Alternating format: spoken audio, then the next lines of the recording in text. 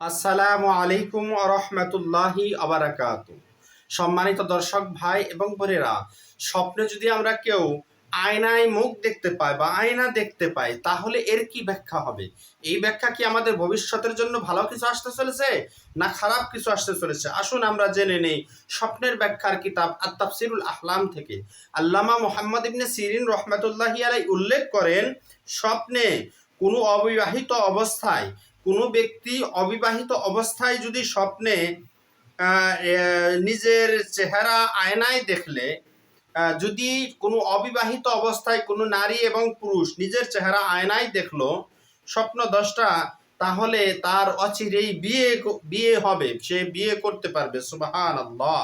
স্বপ্নদ্রষ্টার যদি গর্ভবতী স্ত্রী থাকে, যদি স্বপ্নদ্রষ্টা পুরুষ হয়, তার যদি গর্ভবতী স্ত্রী থাকে, তাহলে তার মতনই সন্তান ভূমিষ্ঠ হবে।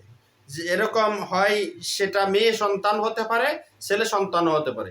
ছেলে সন্তান হলেও বাবার মতো হবে, মেয়ের সন্তান হলেও বাবার মতোই আকৃতি হবে। যদি কেউ আয়নায় তার মুখ দেখতে পায় এবং স্ত্রী গর্ভবতী থাকে, স্বপ্নে আয়নায় মুখ দেখতে পেল স্ত্রী গর্ভবতী, তাহলে তার সন্তান জন্ম হবে।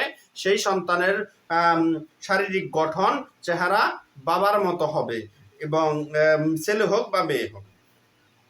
কখনো কখনো এটা যদি স্বপ্নে আয়নায় দেখতে পায় বিবাহিত ব্যক্তি, তাহলে কখনো কখনো এটা বিবাহ বিচ্ছেদেরও ইঙ্গিত প্রদান করে। আল্লামা মুহাম্মদ ইবনে সিরিন রহমতুল্লাহ উল্লেখ করেন যে কখনো কখনো এটা স্বামী স্ত্রীর বিচ্ছেদেরও ইঙ্গিত বহন করে। যখন স্বপ্নদ্রষ্টা তার বাড়িতে তার চেহারা ব্যতীত অন্য চেহারা দেখে, স্বপ্নদ্রষ্টা যে তার বাড়িতে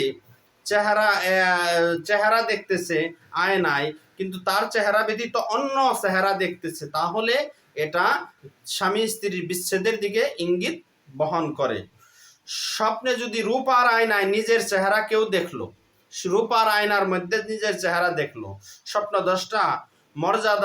স্বপ্নদ্রষ্টার মর্যাদায় অপছন্দনীয় বিষয় দেখা দিবে। স্বপ্নদ্রষ্টা এমন মর্যাদা পাবে যে মর্যাদা সে পছন্দ করে না। এইরকম অপ্রিয়, তার ইচ্ছার বিরুদ্ধে সে মর্যাদা লাভ করবে।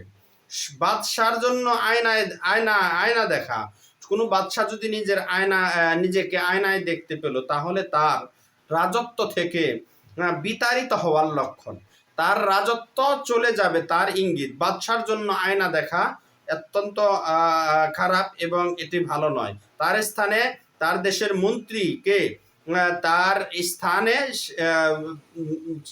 স্থান দখল করবে, তার দেশের বা তার ক্যাবিনেটের মন্ত্রী তার স্থান দখল করবে। কখনো তার স্ত্রীর সঙ্গে বিচ্ছেদেরও নির্দেশ প্রদান করে।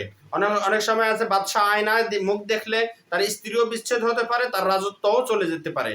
আল্লাহ তাআলা আমাদের সকলকেই বোঝার তৌফিক দান করুক, আমিন। আমরা যদি কেউ অপ্রীতিকর কোনো স্বপ্ন দেখি, আমরা সাথে সাথে আল্লাহর কাছে আশ্রয় প্রার্থনা করব। নিশ্চয়ই আল্লাহ তাআলা উত্তম আশ্রয়দাতা।